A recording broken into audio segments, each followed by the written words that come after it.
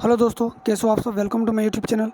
दोस्तों, आज 2 सितंबर है और जो ग्रुप डी का एग्ज़ाम हो रहा है 2022 वाला, उसका अभी हम लोग फर्स्ट शिफ्ट का क्वेश्चन करने वाले हैं। 2 सितंबर का फर्स्ट शिफ्ट का क्वेश्चन। तो चलिए शुरू करते हैं। पहला क्वेश्चन पूछा गया था, क्वेश्चन थोड़ा बड़ा कर लेते हैं, ठीक है। पहला क्वेश्चन पूछा गया था कि प्रार्थना समाज की स्थापना किसके द्वारा की गई थी। तो देखिए, प्रार्थना समाज की स्थापना आत्माराम पांडुरंग के द्वारा किया गया था, ठीक है। अगला क्वेश्चन पूछा गया था कि 8वीं अनुसूची में संविधान द्वारा तमिल भाषा को कब आधिकारिक भाषा के रूप में अपनाया गया था। तो देखिए, 2004 में तमिल भाषा को आधिकारिक भाषा के रूप में 8वीं अनुसूची, संविधान के 8वीं अनुसूची में अपनाया गया था, ठीक है। आइए देख लेते हैं कि कौन कौन से भाषा को कब कब अपनाया गया था। तो अभी जो आने वाले शिफ्ट के लिए ये काफ़ी इंपॉर्टेंट है, ये आप लोग कर लीजिएगा। जैसे कि संस्कृत भाषा 2005 में ये पूछ चुका है। इसी बार जो ग्रुप डी के एग्ज़ाम हो रहा है उसमें पूछ चुका है कि संस्कृत भाषा को कब अपनाया गया था। तो ये 2005 में, कन्नड़ को 2008 में, तेलुगु को 2008 में, और मलयालम को 2013 में, ओडिया को 2014 में ये अपनाया गया था, ठीक है। अगला क्वेश्चन है कि टोक्यो ओलंपिक 2022 में किस भारतीय ने फाइनल में प्रवेश किया था, ठीक है। तो यहाँ पे पूछा गया है कि टोक्यो ओलंपिक 2022 में किस भारतीय ने फाइनल में प्रवेश किया गया था। ये था इसमें ये टेनिस में था, माफ़ कीजिएगा, ये टेनिस में था, ठीक है। ये टेनिस में पूछा गया था। ये थोड़ा सा यहाँ पे छूटा हुआ है, माफ़ कीजिए, ये टेनिस में नहीं, ये बैडमिंटन में था, ठीक है। ये बैडमिंटन में था। बैडमिंटन में पूछा गया था कि टोक्यो ओलंपिक में बैडमिंटन में 2022 जो टोक्यो ओलंपिक हुआ है उसमें किसने फाइनल में प्रवेश किया गया था। तो पीवी सिंधु ने, जिसने अभी कांस्य पदक जीती थी, ठीक है। तो पीवी सिंधु हो जाएगा और यहाँ हो जाएगा बैडमिंटन में। टेनिस ये नहीं खेलती है, बैडमिंटन में, ठीक है। तो इसका करेक्ट आंसर हो जाएगा पीवी सिंधु।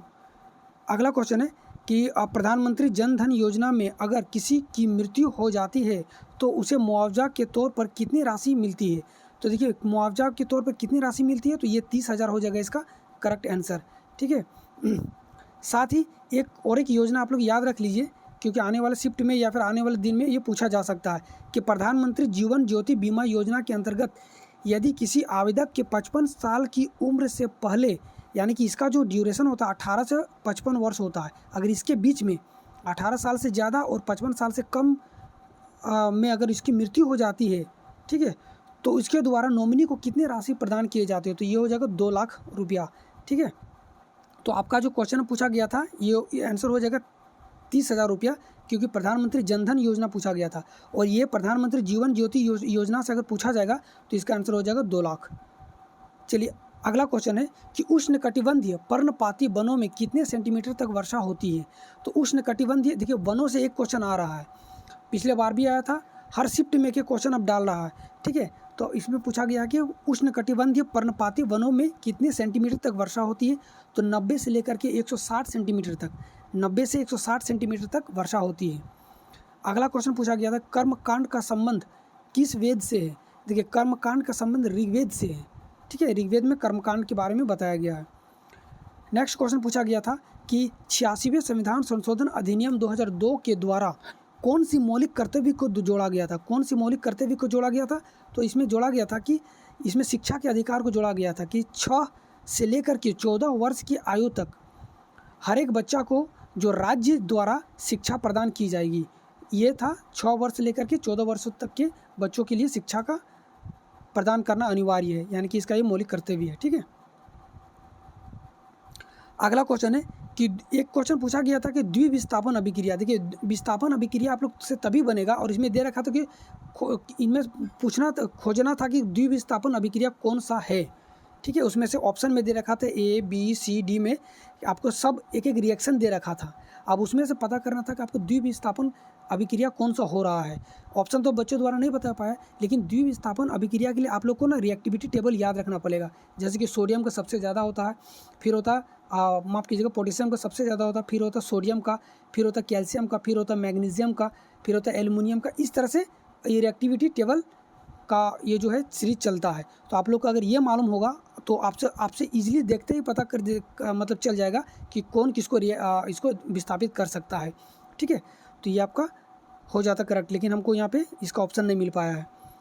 अगला क्वेश्चन है आहार नाल चिकनी होती है, निम्न में से ये किससे संबंधित है? यानी कि ये जो है और भी 4 ऑप्शन दे रखा था, बोला था इसी तरह के जो किसका आहार नाल जो चिकना होता है, तो पूछा गया तो और वो जो 4 ऑप्शन में दे रखा था, जैसे कि हृदय की नलिका है, आँख की आइरिस है, हड्डियाँ हैं, तो पूछा गया था इनमें से कौन सा और चिकना होता है जो इसके साथ संबंध रखता है। ठीक है, ये इस तरह से घुमा फिरा के क्वेश्चन पूछा जा रहा है साइंस में। तो ये देखिए हृदय की जो नलिकाएं होती है ये भी चिकनी होती है, तो इसका आंसर ये हो जाना चाहिए। ठीक है, तो यहाँ पे हो जाएगा हृदय की नलिकाएं। अगला क्वेश्चन पूछा गया था कि निम्न में से मृत पशु कौन कौन से, निम्न में से, अच्छा मृत पोषी हो जाएगा यहाँ पे, माफ़ कीजिएगा यहाँ पे ये जो है ना ये थोड़ा सा यहाँ पे मिस्टेक हुआ है, मृत पोषी बोला गया था कि निम्न में से मृत पशु नहीं होगा, यहाँ पे पोषी हो जाएगा, मृत पोषी। ठीक है, निम्न में से मृत पोषी कौन है? ठीक है, मृत पोषी कौन है, यानी मृत पोषी कौन होता है? जो मृत जीव जंतुओं को या फिर सड़ा गला मांस होता है या फिर पेड़ पौधा होता है उसको खा के जीवित रहता है, उसे ही मृत पोषी कहा जाता है। इसमें से कवक आप लोग को आंसर में ऑप्शन में दे रखा था, कवक इसका करेक्ट आंसर हो जाएगा। अगला क्वेश्चन है कि एक दे रखा था इसमें फिजिक्स का, ये जो है ना ये ओम्स का नियम से हर बार 2 से 3 क्वेश्चन डाल रहा है, तो ओम्स का नियम आप लोग अच्छा से करके जाइएगा। दे रखा था कि 10 ओम, 15 ओम और 30 ओम के 3 प्रतिरोध है जो कि समांतर क्रम में जोड़ा गया है। अब इसमें सबको कुछ भी दे सकता है, आपको पूछ देगा कि इक्विवेलेंट रेसिस्टेंस कितना होगा, तो इक्विवेलेंट रेसिस्टेंस के लिए 1/R1 + 1/R2 और + 1/R3 कर दीजिए, यानी कि 1/10, 1/15, 1/30 कर दीजिए, आप उस हिसाब से निकाल लीजिएगा। ठीक है, अब अगर इसको पूछा गया होगा कि इसमें वोल्टेज ड्रॉप कितना होगा, तो वोल्टेज ड्रॉप अगर पूछेगा तो करंट यहाँ पे दे रखेगा, और अगर करंट पूछेगा तो वोल्टेज ड्रॉप भी दे रखेगा। तो अभी इस हिसाब से ओम का नियम V = IR लगा के आप लोग इसको निकाल सकते हैं, तो आपको ये ईजी से निकल जाएगा। ठीक है, अगला क्वेश्चन था कि फ्लेमिंग के बाएं हाथ के नियम के अनुसार तीनों उंगलियां एक दूसरे के साथ कितने डिग्री का एंगल बनाता है, तो तीनों उंगलियां जो है एक दूसरे के साथ 90 डिग्री का एंगल बनाता है, यानी कि ये इस तरह से एंगल बन जाएगा। ये एक होता है यहाँ पे अंगूठा होता है, एक होता है तर्जनी होता है और एक होता है मिडिल फिंगर होता है, तो इस तरह से ये सब 90 डिग्री का एंगल एक दूसरे के साथ बनाएगा। ठीक है, प्रधानमंत्री रोजगार योजना कब लागू किया गया था? देखिए प्रधानमंत्री रोजगार योजना जो है 1993 में लागू किया गया था। इसी तरह से प्रधानमंत्री योजना से और एक क्वेश्चन आया था जो नीचे में हम मेंशन किए हैं। एक दे रखा था कि पावर दे रखा है, ठीक है, पावर आपको दे रखा था और पूछा गया था, देखिए पावर पूछा गया था, माफ़ कीजिएगा, पावर को पूछा गया था और आपको बताना था कि करंट पावर मतलब पूछा गया था और करंट दे रखा था कि 2 टाइम्स, अगर करंट को 2 गुना बढ़ाया जाता है और पोटेंशियल डिफरेंस यानी कि वोल्टेज को 3 गुना बढ़ाया जाता है तो बोला था कि पावर कितना होगा। ठीक है, तो हम लोग जानते हैं पावर बराबर कितना होता है, V × I होता है। ठीक है, अब बोला गया कि करंट को 2 गुना कर दिया जा रहा है और वोल्टेज ड्रॉप को 3 गुना कर दिया जा रहा है, यानी कि P = हो जाएगा 3V × 2I। ठीक है, अब अगर हम इसको मल्टीप्लाई करेंगे तो कितना हो जाएगा 6VI = इधर पावर, यानी कि पावर कितना गुना हो जाएगा 6 गुना हो जाएगा, तो इसका करेक्ट आंसर हो जाएगा 6 गुना, आपका ऑप्शन में होगा 6 गुना। ठीक है, ये पावर हो जाएगा 6 गुना, यानी पावर का जो फॉर्मूला होता है तो पावर बराबर होता है V × I होता है, ये आप लोग ये आप लोग रट लीजिए। और पावर को यहाँ पे वोल्टेज को 3 गुना बढ़ा रहा है और इसको 2 गुना कर दिया रहा है, तो पावर कितना गुना हो जाएगा 6 गुना हो जाएगा। चलिए अगला क्वेश्चन है, किस पंचवर्षीय योजना में न्यूनतम आवश्यक कार्यक्रम, देखिए यहाँ पे पूछा गया था कि न्यूनतम आवश्यक कार्यक्रम को लॉन्च किया गया था, तो 5वीं पंचवर्षीय योजना में न्यूनतम आवश्यक कार्यक्रम को लॉन्च किया गया था। ठीक है, अगला क्वेश्चन है कि राष्ट्रमंडल खेल 2022 में भारोत्तोलन में भारत के लिए स्वर्ण पदक किसने जीता था? देखिए अगर महिलाओं में यानी कि फीमेल कैटेगरी में बात करें तो मीराबाई चानू, और मेल्स कैटेगरी में बात करें तो अचिंता सेवली ने जीता था। तो आप लोगों को पूछा क्या था, मेल का पूछा था तो अचिंता सेवली हो जाएगा, और अगर फीमेल कैटेगरी से पूछा होगा तो मीराबाई चानू हो जाएगा। ठीक है, अवतल दर्पण में अगर वस्तु को फोकस दूरी से दुगने दूरी पे रखा जाता है, देखिए अवतल दर्पण ये है, अब पूछा गया कि अगर इसका फोकस दूरी जो यहाँ पे F है इसके दुगने दूरी, यानी कि फोकस को 1 गुना 2 गुना, 2 गुना क्या होता है सेंटर ऑफ कर्वेचर होता है यहाँ पे, अगर दुगने दूरी पे यहाँ पे वस्तु को रखा जा रहा है तो प्रतिबिंब कहाँ बनेगा, तो यहीं पे बनेगा, यानी कि वक्रता केंद्र पे ही बनेगा।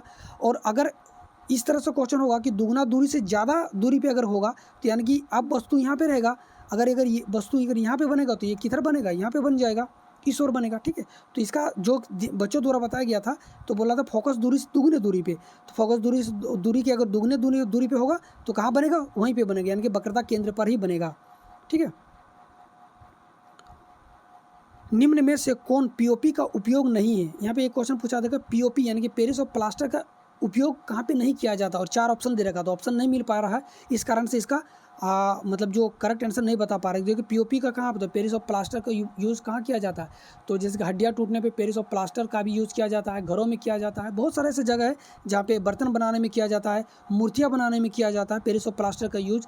तो इस हिसाब से आप लोग को जो नहीं होगा वो आपको चूज करना था, तो आप लोग अब उस हिसाब से आंसर में अब क्या दिया था आपको ऑप्शन में। ठीक है, एक क्वेश्चन पूछा गया था ग्राम पंचायत में मुखिया का चुनाव कितने वर्षों के लिए होता है। ये क्वेश्चन सिंपल नहीं था, थोड़ा सा घुमाया हुआ था, लेकिन ये क्वेश्चन इसी तरह से था। तो ठीक है, तो इसका हो जाएगा 5 वर्ष। ठीक है, इसका करेक्ट आंसर हो जाएगा 5 वर्ष। अब भारत और श्रीलंका के मध्य कौन सा जल डमरू मध्य है, तो ये पाक जल डमरू मध्य भारत और श्रीलंका के बीच में है। ठीक है, मारू महोत्सव कहाँ मनाया जाता है, देखिए ये भी इतना इजी से नहीं था, ये भी घुमाया हुआ था क्वेश्चन को। तो ये जो है ना मारू महोत्सव कहाँ पे था, तो ये जो है राजस्थान के जैसलमेर में मनाया जाता है मारू महोत्सव। अगला क्वेश्चन पूछा गया था कि छोटा नागपुर पठार से होकर कौन सी नदी गुजरती है, तो देखिए छोटा नागपुर पठार से होकर के दामोदर नदी गुजरती है। गाइस तो ये आज का इतना ही क्वेश्चन मुझे मिला था। अब वीडियो कैसा लगा आप लोग ज़रूर बताइएगा, और अगर वीडियो अच्छा लगा तो प्लीज़ चैनल को लाइक कीजिएगा, शेयर कीजिएगा वीडियो को, और बेल आइकन को प्रेस कर लीजिएगा। वीडियो देखने के लिए थैंक यू। तब तक के लिए जय हिंद, जय भारत।